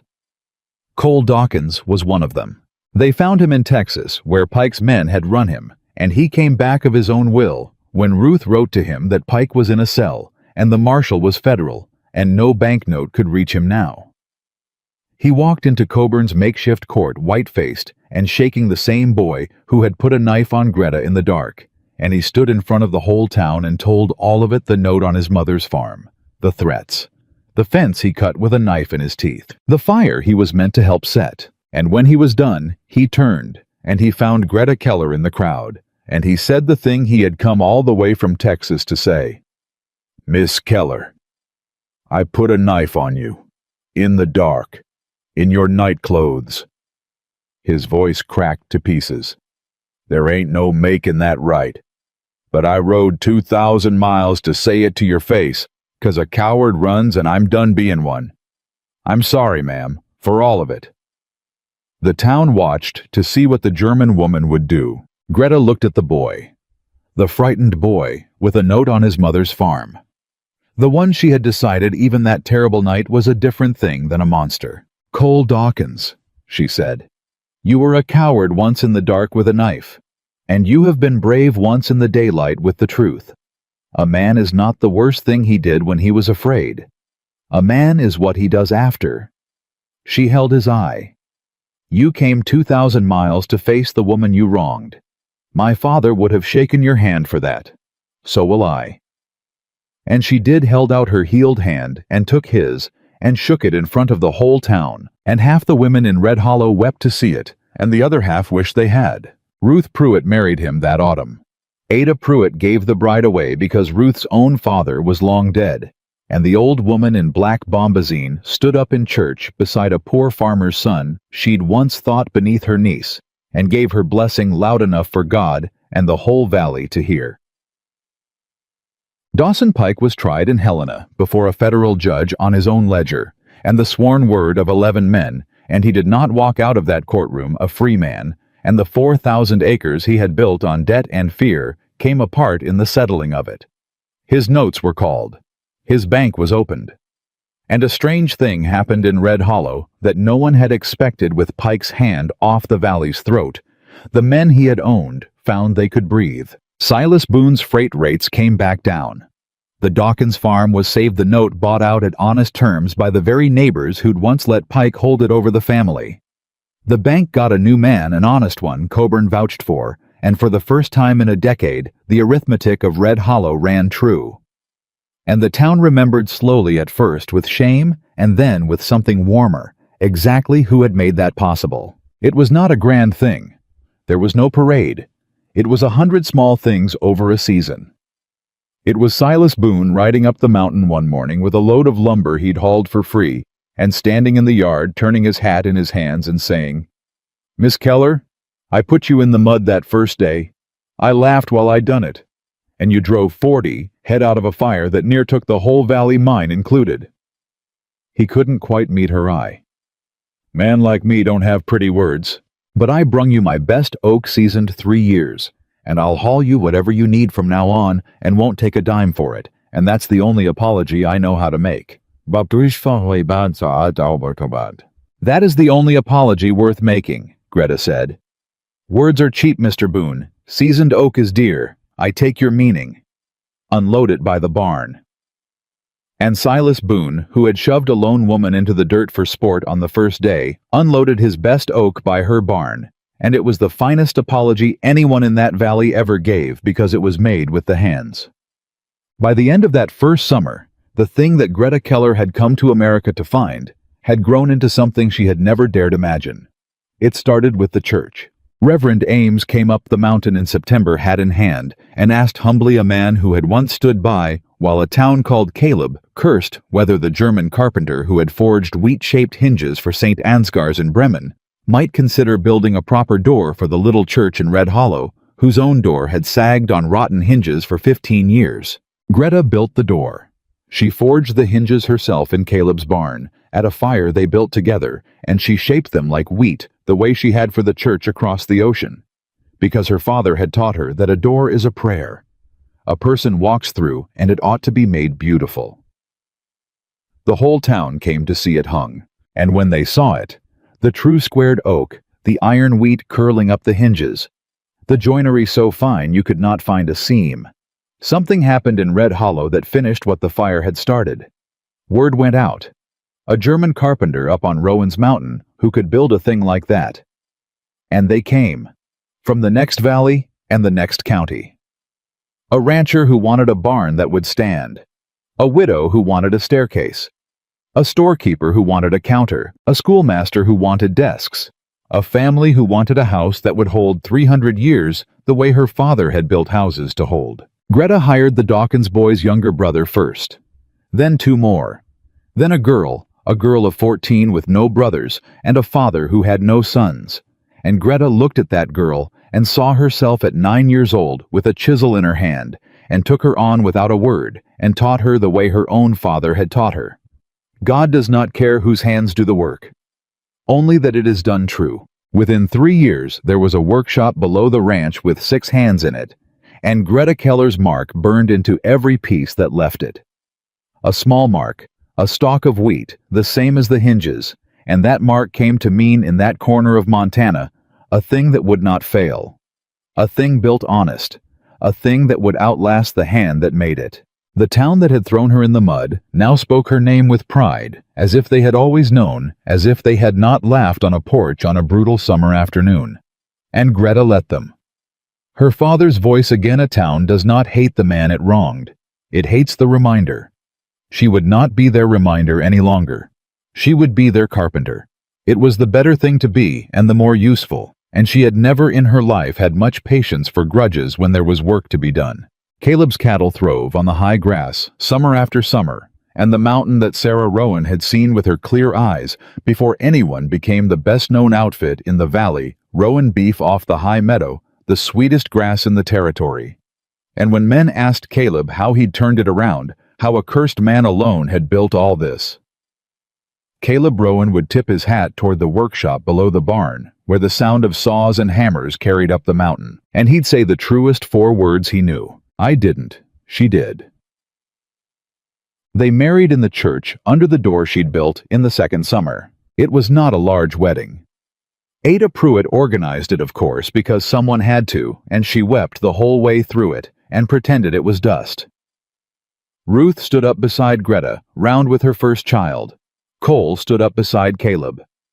Marshall Coburn rode all the way up from Helena, because he said a man ought to see a thing come out right at least once in his life, and this was the once.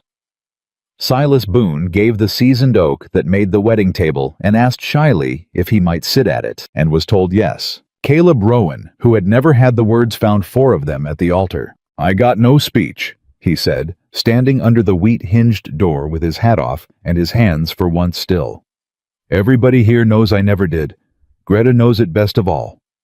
He looked at her. So, I'll just say the thing I've been saying the only way I knew how for 2 years, in a plate of beans, in a window facing the ridge, in a cup of coffee left on a bench.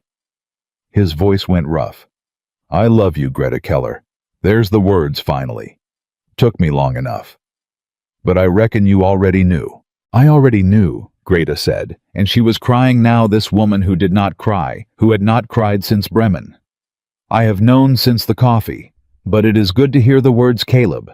A person should hear them once out loud, even when they read hands as well as I do. And he kissed her under the door she'd built, and the whole town of Red Hollow, the town that had laughed, the town that had thrown her down, the town that had come up the mountain with torches to hang her and come back down converted, the whole town of Red Hollow stood up and cheered.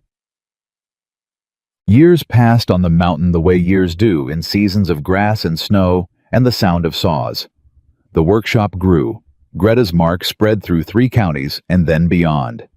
And there came a day when a man from as far as Denver rode up the mountain to commission a staircase, the kind that turns. He said he'd heard she built the kind that turns, and Greta built it, and it turned, and it was the finest thing she ever made, and she thought of her father the whole time she made it. She had children, 2 boys and a girl, and she put a chisel in every one of their hands as soon as they could hold it, sons and daughter alike, and told them what her father had told her. and it was true in her mouth as it had been true in his. God does not care whose hands do the work. The girl was the best of the three. Of course she was. And on an evening late in her life, an evening when her hair had gone gray, and her hands were seamed and scarred and slower than they'd been, but still true. Still plumb. Greta Keller sat with Caleb Rowan on the ridge above the ranch, where they had sat on the first night, the two of them watching the last gold light fall across the valley. Below them, the workshop was quiet for the day. The high meadow was green with the best grass in the territory.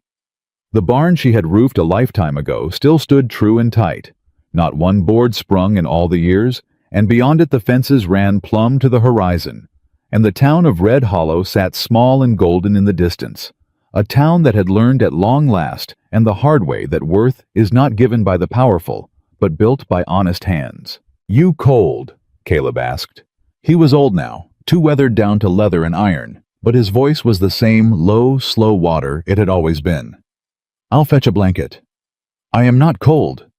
"Sarah used to get cold up here of an evening."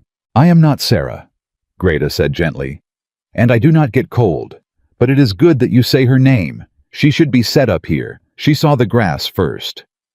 She reached over and took his old hand in her old hand, the two of them scarred the same, now a lifetime of the same work worn into both. She would be glad, I think, that the mountain held, that someone came who could hold it with you. "She'd have liked you," Caleb said. "I've thought that 1,000 times. She'd have handed you a hammer the first day same as I did, and the two of you'd have ganged up on me inside a week." Greta laughed, the low, easy laugh of an old woman who has lived a full life and cheated no one and been cheated in the end by nobody.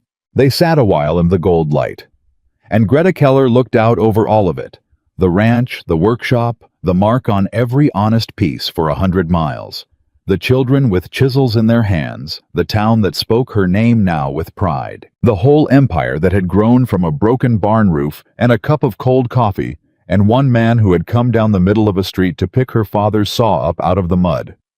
And she thought of the girl who had stood in that mud on a brutal summer afternoon bleeding and laughed at foreign and alone with nothing in all the world but a trunk full of tools and a father's voice in her ear. She thought, "They laughed at me.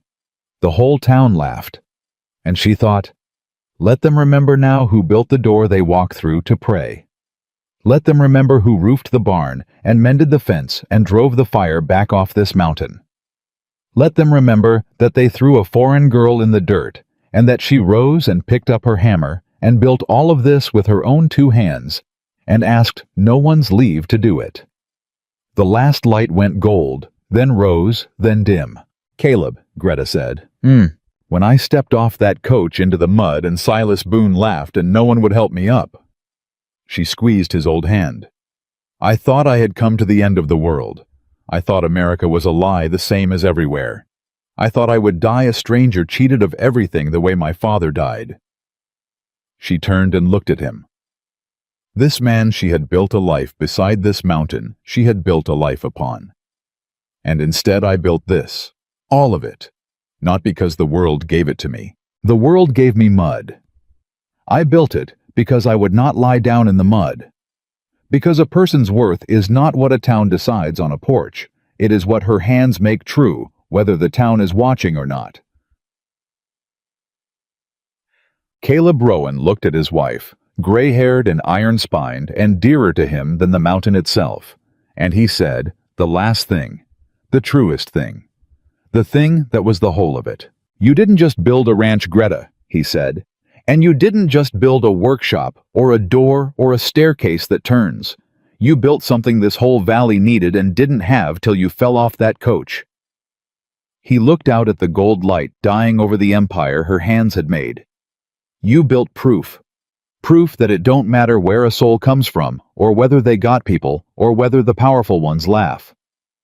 Proof that honest hands, that won't lie down, and won't be cheated, and won't ask leave, those hands can build anything. Even out of mud. Especially out of mud." Greta Keller looked out over the mountain in the last of the light, and she knew that it was true. She had come with nothing but her father's tools and a father's faith that honest work was worth something somewhere in some country across the sea. She had been proven right, and a woman who builds her worth with her own two hands in defiance of every soul who ever laughed at her in the mud, builds a thing that no town, no baron, no fire, and no lie can ever take from her, because it was never given to her in the first place. She built it. It was hers, and it would stand 300 years.